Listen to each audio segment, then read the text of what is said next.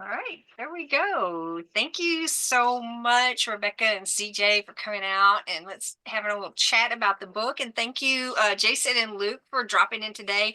I know Sunday afternoons is always hit and miss, but it is being recorded, so feel free to share with your friends and let them know they can watch the video later and let you know what they think. Drop some comments. Um, this was such a neat book for Gnashing Teeth to pick up and do. Rebecca sent in her manuscript during one of our open reading periods, and I just thought about and thought about and thought about these characters. They just stuck with me, and I was like, "We've got to do this, but we can't just do like printed a book and go. It has to be something really cool because these are really cool stories." And Rebecca found CJ and said, he's got really good art. I really like his style. I think it would really go with the book. And she was dead on, exactly right. CJ's artwork only added to the look of the entire book. And if you haven't got your copy yet, I mean, if you just holding this and browsing through it, it is definitely different from what we usually do, and I really am proud of this to be in our National Youth Publishing lineup. And I thank Rebecca and CJ immensely for allowing us to do this project and working with us throughout it. So I'm kind of gonna turn it over to Rebecca and CJ a little bit to kind of talk about how the stories came to be, how the artwork is reflective of what's inside. And I'm going to kind of let y'all chit chat it up. And Jason and Luke, if you have any questions, feel free to drop them in the chat, and I'm sure they would love to answer them. Yeah. Or pop in. I know Jason and I know Luke. Yeah, pop in anytime. Like collaboration is really cool. So if you all want to like join us, I'm totally down for that. Yeah, same. Um, yeah, I first came in contact with CJ's work for your works. I'll talk directly to CJ in Entheoscope, which is a magazine that's focused on like psychedelic studies. And some of my students from UCSB were basically editing. I don't know if the editor role sort of shifts over time, but a couple of my students were editors, and one of them solicited work from me for issue 3. And then when so I have a copy of the magazine. Did you get a copy, CJ, like a hard copy? No, that would have been cool. I actually forgot about it. Because that was in like 2021 when that came Yeah, out. or Yeah. 2022. Okay, yeah. But like, I'm so happy because I ordered a physical copy, and then I mean, it's just like astonishingly beautiful, right? Yeah, They're it looks cool. so vibrant and awesome. So when I set out anybody home, I'm happy, Karen, that you all decided to publish the book, because I especially liked, like you said something really early on, you talked about like each book having its own kind of like aesthetic, and that you didn't want anybody to pick up a book and be like, oh, this is a gnashing teeth book. So that made me really happy. So then I reached out to CJ, and then the magic started. Yeah, it was cool. I hadn't had like a commission where I was illustrating somebody else's words or work in like a couple of years. So I was kind of nervous at first because I'd just been working with my own stuff. And it's always a little daunting to not screw up somebody else's like representation of their work. But it was fun. I had a blast. Yeah, I was happy too. So like when we first started talking about the project too, it was kind of like, I'm like, there's no guidelines, like just do. I was so curious to see how you were going to interpret things visually, um, especially because I work so much with sound. So like Oh, that's kind of like the driving thing for me usually, is like the musicality of the language. So I just, when I started seeing the images, and then because you would post them on Instagram like in progress, and I'm like, I think that's for my book. I'm like, I hope that's for the book. Yeah, I try to be a little bit mysterious and sneaky about it. I like just surprising. But yeah, I was having so much fun illustrating. And I sent those like crude sketches at first, so you guys kind of had an idea of sort of at least the direction I was kind of going with them. I think a couple of them drastically changed when I got to the final versions. But for the most part, it was just kind of refined, crazier versions of the sketches. Yeah. Was there anything when you were reading sort of like how did you like choose what to focus on? That Do you, was difficult because some of the stories I was like, is that the main character or like is this like they kind of meandered a little bit and like I love abstract nonlinear writing, but I was like, man, at one of my two jobs I like used their printer and just like printed out the manuscript you sent me and I was like underlining all kinds of stuff like I like poetic language and word games as well. So um I tried not to use any reference for the drawings, so it could be as imaginative as like the text, um, except for the the heart, the earth sea urchin heart. I was looking at diagrams of like dissected medieval hearts, and like I was in California at the time, so I was walking by like this marshy aquifer thing by the beach, and I was seeing all these shells. So yeah. Um, yeah, just a lot of underlining of like certain phrases and stuff that I was attracted to, and trying to imagine like what little meek mouth might look like. Um, and yeah, no reference for the most part. That was I, the fun. I think that's awesome. Because I was like, I'm so curious to see, like visually what would stand out. And little Meek Mouth to me, that image was like the most kind of like literal connected to the Yeah, story. I wanted to ask you too, though, about this, the worm, keeper of the worm.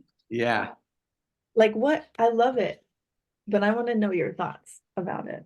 This one. yeah. I started. That's one of the sketches that drastically changed from what I sent because I originally had like a little sort of ornamental vial of like perfume or something, and there was like a worm wrapped around it. And I started drawing that, and then I've been in a mode of like just stream of consciousness mark making, and it started happening with that and growing larger and larger. So then I just was seeing larger worms in sort of the shape of like a jester hat Mm. and like this little guy who's like shepherding worms and there's one in his mouth but he's not eating it, he's just hanging out in there. Mhm. um, so it was just sort of like I was this amorphous abstract kind of amalgam of worms. That was just the whole impetus for that guy. Amazing.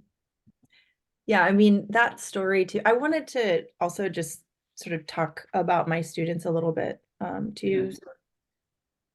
Luke was one of my students, and I collaborate with Luke as well. We've been writing an essay on failure that's been failing for a couple years now to be out in the world. So cool. like that particular story, I wrote when I was teaching a class at UCSB, UC Santa Barbara, in the College of Creative Studies, the Writing and Literature program. And there's this group of students, so Luke was a part of this group, that they have to take these junior tutorial classes where they're working on like a larger manuscript. And this dynamic of this one group was just like so I don't know, like inspiring. I don't really like to use that word inspiring a lot because I feel like there's a lot of practice and craft and failing and things like that. And like inspiration is this kind of weird nebulous thing. But Yeah, this group was amazing. And that particular story where it's like a worm is basically being devoured by a chicken and then coming out of the chicken and going back. I have yeah, chicken. But like I couldn't have written that without the sort of conversation with those particular students. And one student was writing a story about, he's not here, Chase Duma was writing a story about like someone dying and then becoming the earth and then living again. So I think I had that on my mind. And it was that collaboration was so amazing with that group of students because it was almost like we had, I mean, we had all different writing styles and different interests and different fascinations, but there was this sort of like collective, like creative energy thing going on in Yeah. there. And I haven't really experienced that very often in life, but that space was just amazing. So Luke, thank you for being a part of that too. That's really cool. Well, Yeah, I'm gonna pop on real quick and ask if you'd like to read a little bit of Squirm for us. sure. As long I was trying, I have a couple of things like, so I did practice reading Squirm a little bit today, but I was like, oh, maybe I can read Seedy, but it's got this kind of like botanist discourse in it, and some of the text, I'm like, oh, that really is like a tongue twister, and I don't know if I'll be very successful. But sure, I'll read Squirm. It's pretty short-ish. Okay. Squirm. I am keeper of the worm, beholder of green coils with the ultimate squiggle writhing in my palm. I gather and pluck them from the holy leaves, pulling their curled up, wriggling legs from the leaf in threads of down. And I will make a meal of them, kept fat while they find footing along the lengths of my palm when I walk towards the beaks clucked wide open to receive. See the beady eyes stare from the primordial pterodactyl, little limbs snapping at the hay below or grid iron lattice of the fence. Oh, how they flicker sights from here to there, wondering when the worm will finally be spread bare, when they will behold the pulpy mass, but not for long, for there's a flutter with the wingspan heft, leaping from feet cragged with scale, curved nails to pierce a heart. How quickly they quiver and flurry when they see me in, the keeper of the worm. The birds do and will abide me. I take the well-wound tails of the worms and stretch them full so the slimy belly underneath will be indebted to the beak. I bend them into configurations fit for a crop, that bulbous pouch beneath the bird's chesty feathers where the worm will reform another configuration, where the worm will exchange one form for another less segmented, less thinking through a pinhole that is the worm mind. Nothing like a hive. It is more like flickering fields of lights gone blinkering all along the casing. The worm is all sense, all electric pulsations as the dirt grimes pleasurably against its outer rind, and the shock of mineral is an astonishment, as the loam is where they stagger and surmise. Imagine the little tiddles. Imagine being knifed just before immersion. Consider the second you are halved before being happily thrust into the darkness of the crop, an expandable compartment just beneath the neck. Imagine being held there in the voice, cluck and cackle, now that you have become low sounds vibrating in the frequency of Bach. You are rapturous in a newfound collaboration with the humming of the crop. Remember who made this journey quick and euphoric. Remember who yanked you from your original suction with the leaf to be submersed and at one deep in the proventriculus, where you will receive a cordial, joyful grinding.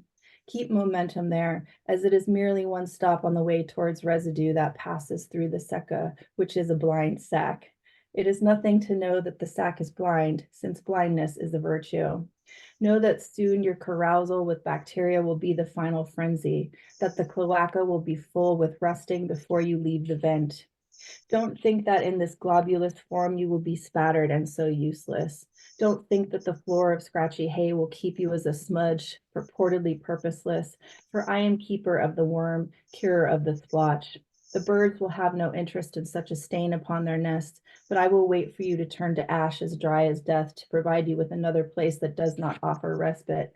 For there is no such thing as none and done. It is all spears and turns, boundedness and globule. From dehydration, you are moved into the damp, thrust into humus gone bright and quiescent with weathering. You are volatile and compound. You are energetic. No longer worm, the possibilities are wrestling. You are total particulate matter, never beyond the ability to become. The mind is all mineral, undermined by silt. You slough. Then a little glowing disc charged within the foliage. You make a gray and mottled moth looping forth with motion. I'll wait and want to feed you, keeper of the worm, always writhing in my psalms. And that was the whole text.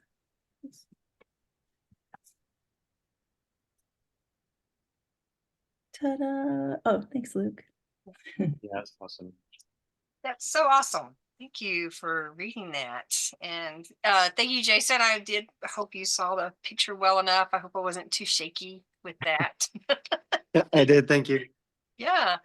So, what other of the stories really, CJ, got your creative juices going?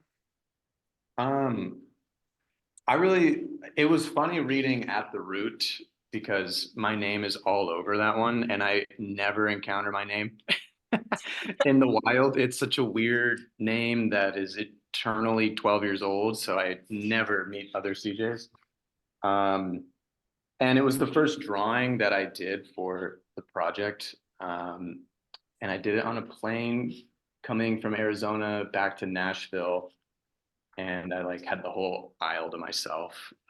So I kind of spread out. And then as we were going, I had it off to the side and I guess the flight attendant liked it because she gave me an extra bag of peanuts after seeing it. So I don't know, it kind of set the tone for the remainder of the project for me, like drawing directly from Rebbecca's text, no reference other than that visually, and just enjoying the wordplay and, as you were saying, the poetic musicality of all the lines and the weird, especially with this story At the Root, the weird, like kind of, I was trying to think, like, is this like, this got to be some literary device of like, because CJ's mentioned so much, like over and over and over. I was like, wow,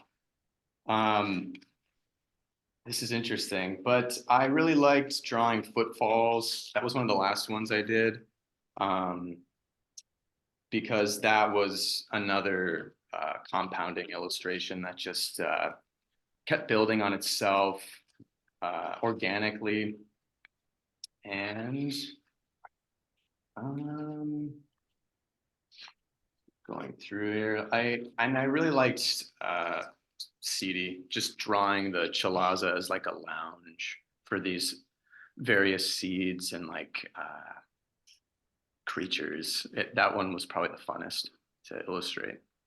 I love that picture. I could stare at that picture forever and like still keep staring at it. It's really cool.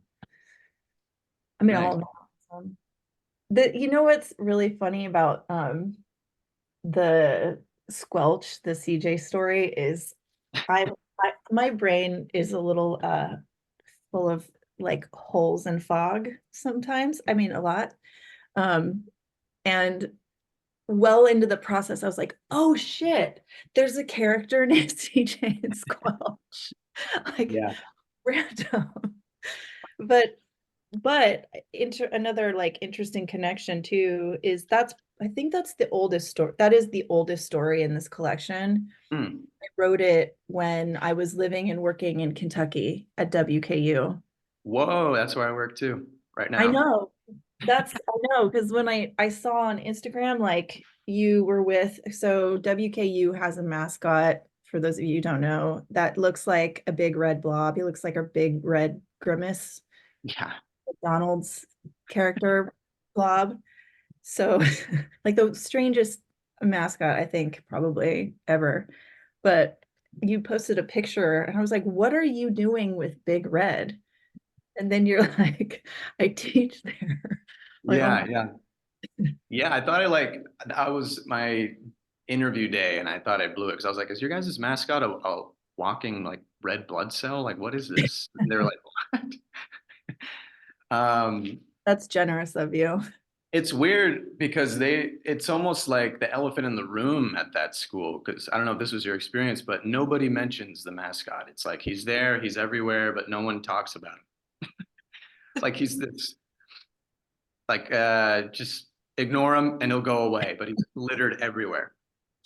No, one of my colleagues would invite him into his class to dance with him.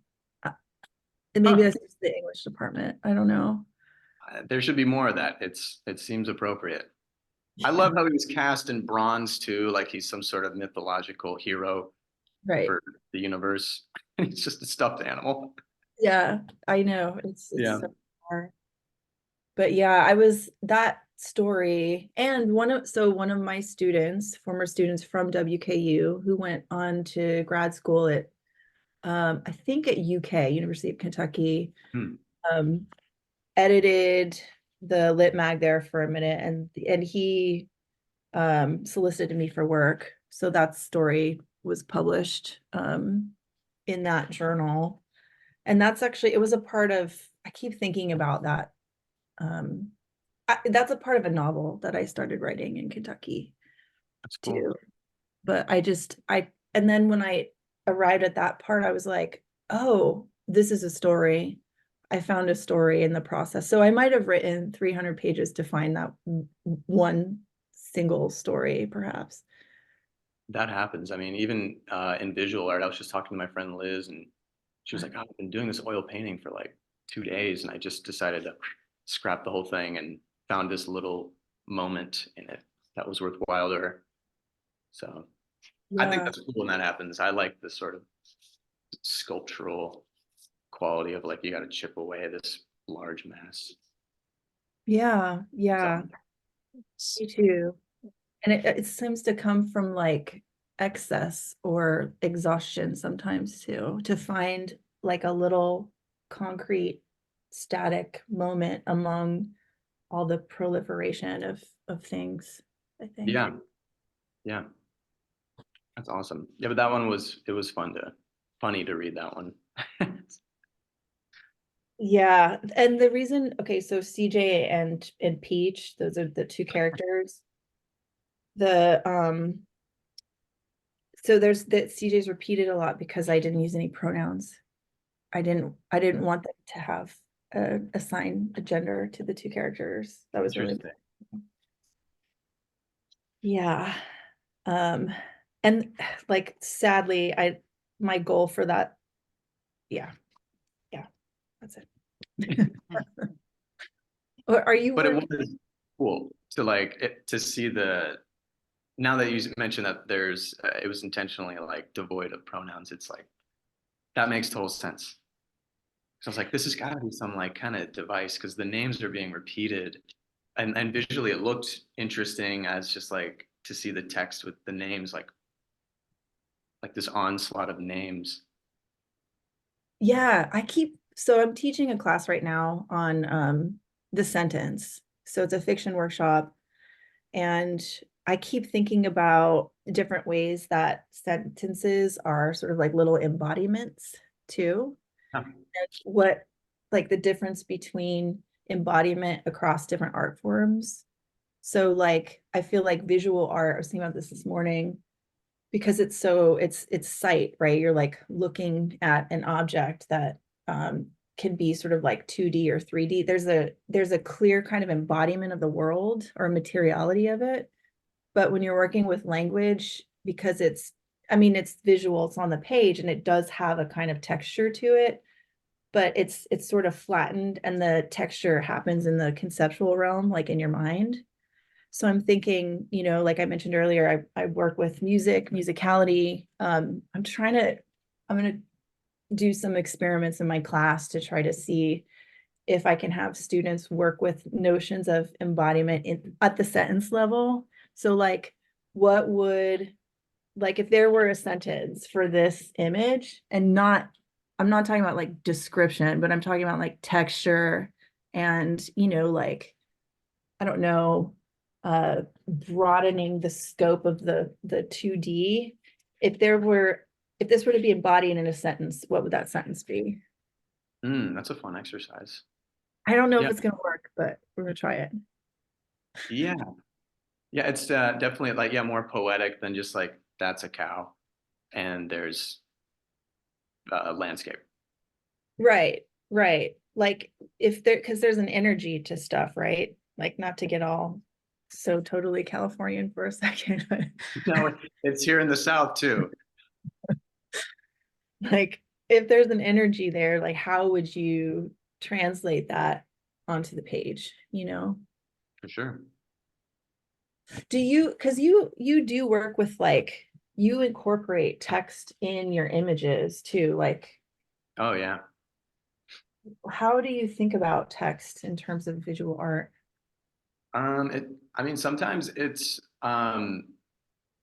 is like the beginning and end of it. Like the marker tree for at the root in your book, the tree is constructed from words, uh, Mhm. and it's all those crows screaming. So that's like all the leaves, and then there's like I even wrote mother somewhere. I don't know. Um, I think language and um, poetry and just words in general start everything for me.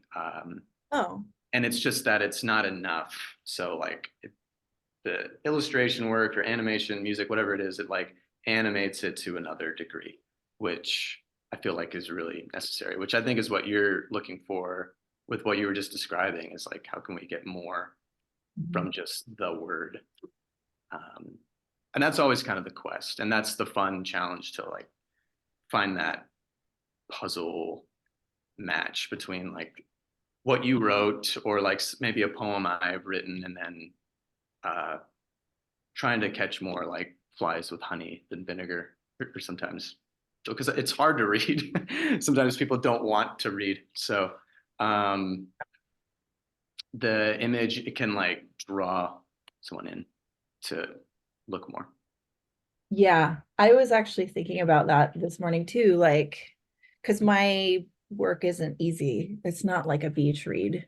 You're not gonna, and Mm, I don't write with plot in mind. Luke and Matthew, who's here now, both know this. Like, I'm always working with either like an internal rhythm, but it's hard. Like, it asks that the reader work a bit. yep. It's and sometimes, I mean, someone, I forget where I was, but someone was like, why would you want to torture your reader? And I'm like, oh shoot, am I torturing my readers? Like, maybe a little bit, but I don't want to do that. To me, it's like engaging with difficulty can be really pleasurable too, Mm-hmm. like, Mm-hmm. but I'm wondering, like, are you always trying to like draw people into the visual realm, or sometimes is it like this more, I don't know, nuanced, like, are you torturing your viewers? Like, what do you? I can be a bit of a cynical bastard. And so I think it softens a little bit of that because I know like on the page, I can be kind of like a curmudgeon in a little bit. It is, I think, ultimately like there, even if you're being a little like whether it's your language use or the visuals you're using, you could be a little bit abrasive. But I think at the core of it, there's always some craving or need for connection, some kind of fusion, even if you're being a little bit of an ass. There's you're looking for some connectivity. So like uh, we just did, but to your point, like in my teaching 2D design at WKU right now, and I just did a little typography project where they had to create their own typeface alphabet, and then they had to use that typeface in a poster and have these like companion pieces. And this one student like had this really weird squiggly typeface they invented, and when it was just the alphabet you could read it, but when they started writing with it, it was pretty much illegible. And I was like, there's something to be said about slowing down the viewer, Mhm. um, especially now with like TikTok and YouTube where everything has to happen in 3 seconds or you just move on. And it's also like a good way to see who's really interested in what you're doing. If they take the time to look at it, that's cool. So yeah. Yeah, slowing down the viewer, the reader, and also, I mean, like, I feel like good work takes a lot of time too to make, like, that shouldn't be really rushed either. Um, Lauren Groff came to my class this last week, and she was talking about that as well. That she, like, part of her process is she'll think about a story for a really long time, like years. And then she rewrites it by hand multiple times before she even types it. And she's amazing. Like, she's such a stylist. Like, for me, aesthetic and style is really important over even content half the time too. Because I'm trying to, like, create a new situation in the world for a new experience, a new maybe like cognitive realm or something like that. But yeah, I don't know that I want to try this as a process to, like, think about a story for, or maybe that is what I do. I don't know. I'm still trying to wrap my head around it, but and I kind of veered away from maybe what we were talking about too. I Sorry. wonder though, like, because writing in a how you do in like nonlinear, where plot's not in mind and it meanders and uh, Mhm. it like can because I know for me when I contain stuff just in my inner monologue, it gets so mutated and muzzied up, and like it's a totally different practice to write something that you're or make something that you're thinking of. So I wonder if you kept it rolling for a year, if that would even like how that would even exist. Right. Right. And so I'm writing a story right now about an aging magician who's, like, sort of on the cusp of, like, um Gen X boomer. Uh Mm. Definitely is beyond their heyday. Um I don't know if I want to think about that character for that long, is what I'm saying. But, like, I don't know. I've given him a twitch in his hand, like a tremor. And Huh. so that's, like, when everything starts to change because he's aging and he has a tremor and he can't do sleight of hand because he just doesn't have the power or control over his body due to factors beyond him. Um, but in that, talking about, like, nonlinear writing, so another thing that I assigned for my students a couple weeks ago was to write uh Donald Barthelme has a story called Sentence, where it's just one page, it's one sentence long. Oh, So cool. I assigned that, like, write a story in one sentence on one page, you define the page. And it's hard because, I mean, that is probably the most, like, maybe stream of consciousness in terms of form. But I did it too. And then I embedded that story, that it's a dream sequence in the magician story. I embedded that, like, right towards the beginning of the story, which structurally, I don't think you're supposed to do if you're writing fiction, if you're paying attention. Like stories have a shape, right? Usually there's, like, an arc, which I don't Yeah. really like that so much, but I'm not doing that in this one, but I don't know if it's going to be successful or not. I guess it's relative, Yeah. but shapes to things. I like the premise of the magician though, kind of um like he could either degrade or change. I don't know. Yeah, Like I what if he think, started doing sleight of hand with his feet? It's like trying to learn how to do it with his feet. yeah, that's a great idea. That's a really good idea. Because I don't know where it's going. Oftentimes I don't know where I'm going until I'm writing. And then that's Yeah. where I find out what's happening or what's going to happen. So I have But a question real quick because you're mentioning, like you've got this character. Are all of your stories start with your character, or does it start with somewhere else with an idea of where you want the story to, what story you want to tell?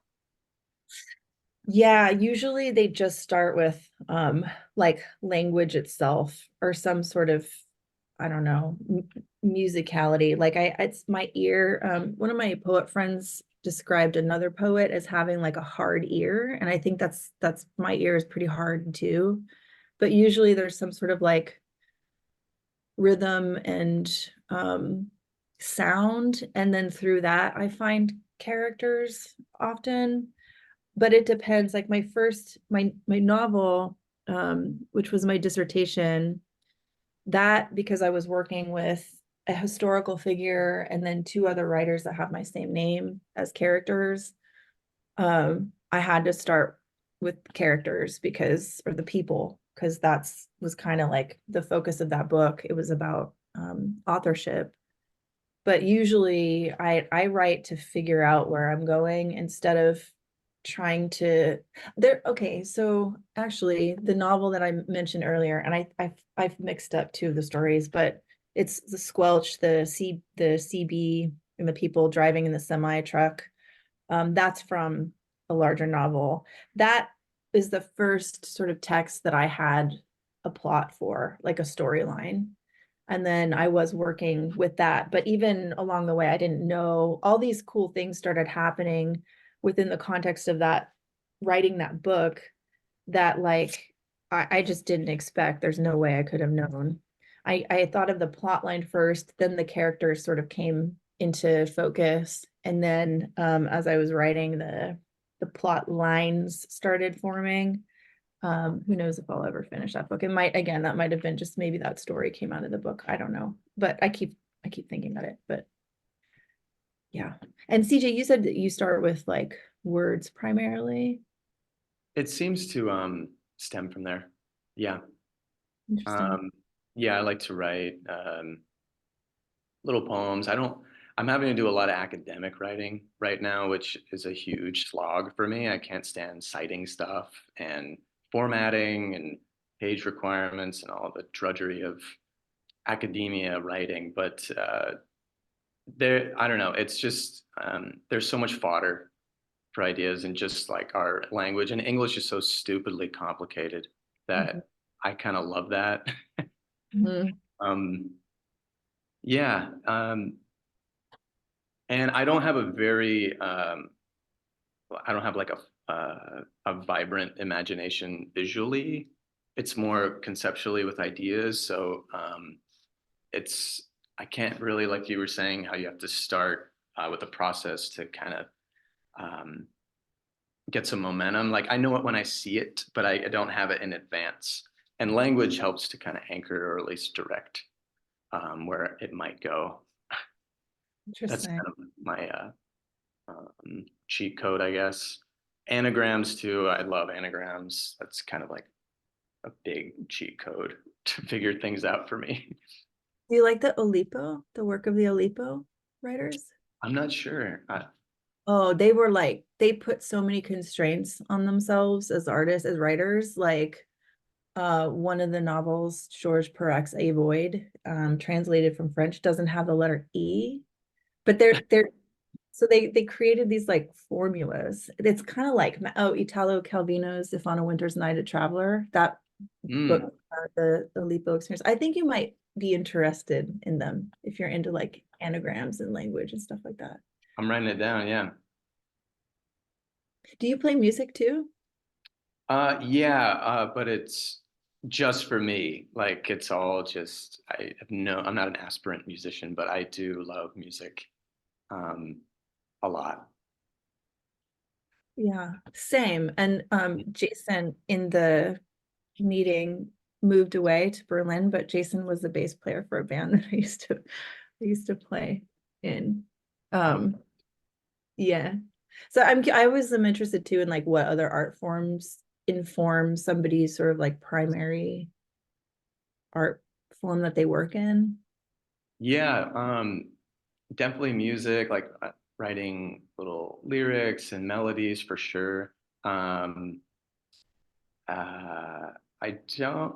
I'm primarily an illustrator. That's kind of what I wanted to learn the most. But I love sculpture too and animation, voiceover stuff, um,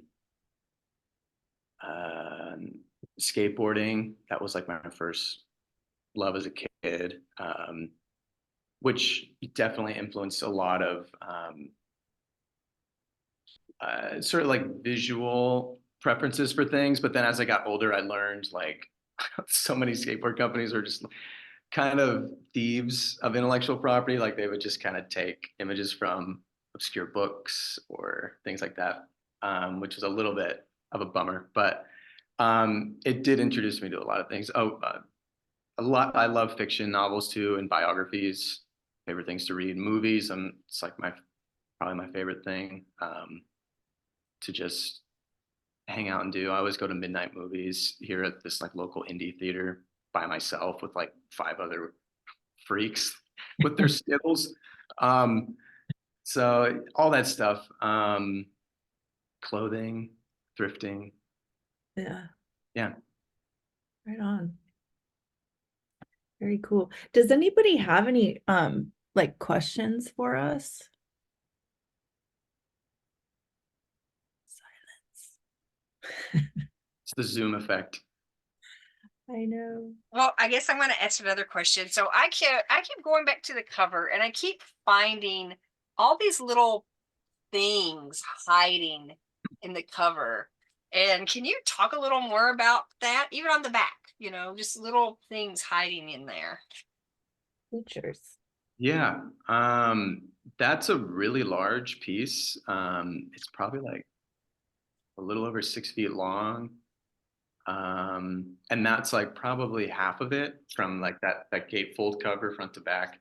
Um, and I just started recently, probably a year ago, taking construction paper, gluing pieces together, and then ripping it off and drawing from the residue that was left behind with the glue and like the shards of paper and um, sort of letting not so dissimilar to like letting the words kind of influence something, just that kind of detritus, finding creatures and different structures and environments, drawing from all that. It's very childish, but also a slow process, which I've been enjoying lately because I like to work very fast. So it's back to slowing down. It's nice to kind of because sometimes I rip off a piece and there's nothing there. I'm just like, okay, this is literal garbage. And so puzzling things together, it's just a big puzzle. Yeah, that was kind of the whole thing with that. I wasn't too sure what to do with the cover because I did it last. And this piece wasn't made specifically for this project, but I was happy to apply it to this because I didn't really see just a personal piece that wasn't going to go anywhere. So it seemed appropriate. Did you do the house last though? Like this image, was that like separate? Okay. Yeah, yeah. I don't know why I was painting that, but that was specific for this project. I was like, there's got to be some like corrugated metal, like kind of hut outhouse thing. I was just like, I want to paint that. So yeah, I digitally added that to this construction paper ink piece. Awesome. Yeah, thanks. Thank you. No problem. Does anyone else have any questions? I think you said the piece was 6 feet long. How long does it take you to work on something that large? Sounds like it would be very time consuming. Yeah, that was like it was something because it wasn't for anybody or anything specific. So it was kind of like I like to have 3 or 4 projects going on at the same time to like that are very different. And that was one of them where like if I had nothing to do or I was frustrated with something else, I would just go and work on that. And it was very meditative. And so it was lingering around for like probably 5, 6 months where I just kept coming back to it and adding stuff and deleting things. So yeah, it took a while.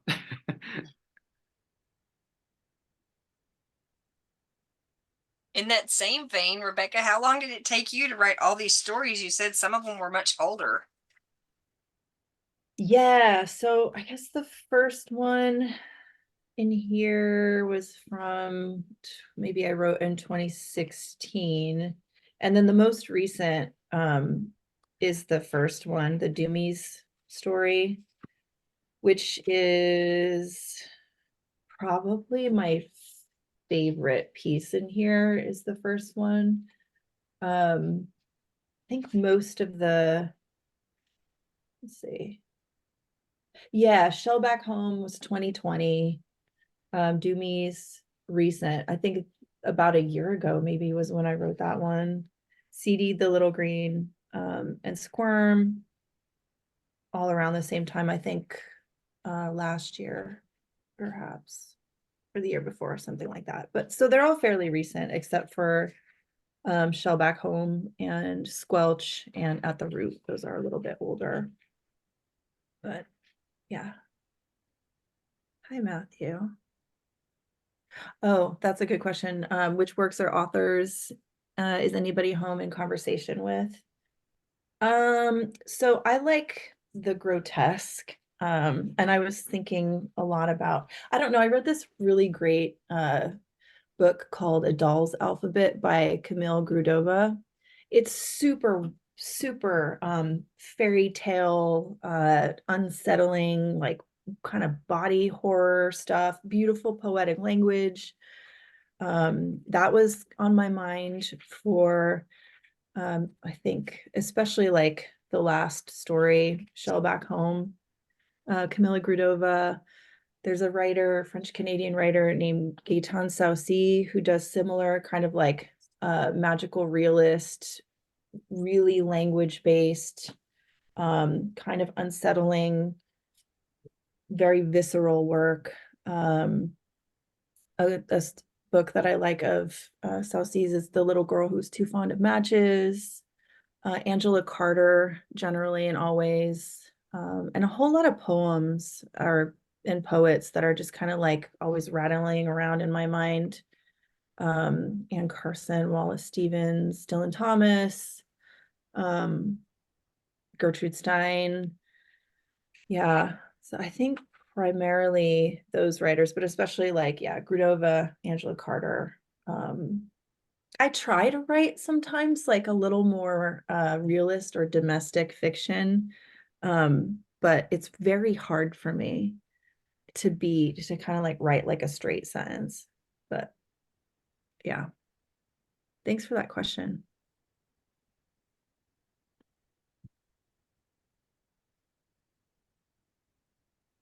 Right. Well, I've dropped the link. If you have not ordered yours yet, the link is in the chat. Pick that up because you are definitely going to want to get your hands on a copy of this. And I hope you're like me and it makes you sit around and think, and you're going to be wanting to talk to your friends about it and share with them. I want to thank Rebbecca and CJ. This is not our typical kind of Zoom launch. I felt like this book just deserved a conversation about it and about what went into it. It was so cool. And I keep saying that cool. I gotta come up with a better word. Cool's But good. thank y'all for spending your Sunday with us. Like I said, this is recorded and it'll be up on our Zoom a little later, so feel free to share it around with your friends and family. And thank you so much, Rebbecca and CJ, for coming out today and just talking about it. I appreciate it. Thank you, Karen. I appreciate you Yeah. ushering the book into the world, and thank you, CJ, so much for collaborating. It's been really awesome. Of course, thanks for inviting me to do all this and include you in your work. All right. Well, thank you so much, and y'all have a great rest of your day. Happy Sunday. Thank Guys, you. take Bye. care. Thanks, everyone. Thank you. Bye-bye. Bye.